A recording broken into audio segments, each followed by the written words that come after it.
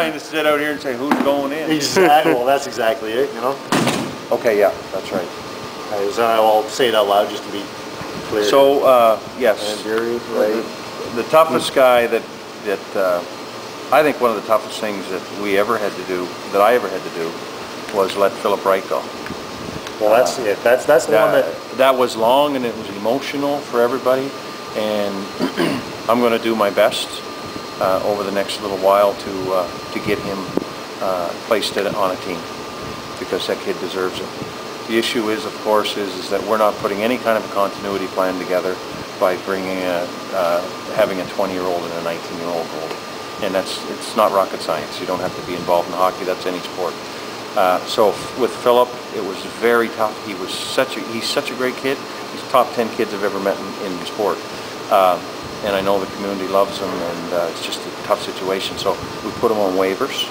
And just quickly to explain the waiver process, what it does now is it gives all 17 teams in the league an opportunity to say, you know what, I like this kid, I think I'll bring him over to my camp. And I did the exact same thing with Tommy Deary, who played here, sure. And Marc-Andre Leroux, who played some games as well, and Justin Cloutier, who's played some games here.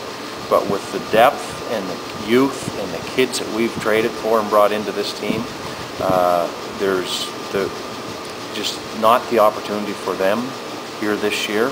And unfortunately, there's still a number of other boys that are going to be getting the same news over the next, week or two.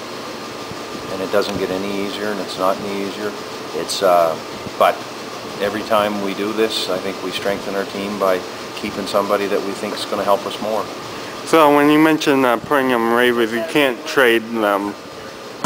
You said you tried your best to place right on team in this league. Yeah, trading is more complicated, obviously, because anytime you try to trade a player, it means you got to get something in return. Yeah. And so what you're saying is I'll trade you Justin Pelletier, but I need back for him a 5th round pick, although Justin's not worth quite that much. But the point is that you got to get something in return. So with that makes teams a little more difficult to deal with. So by putting them on the waiver draft, it's like saying, okay, these guys are available now.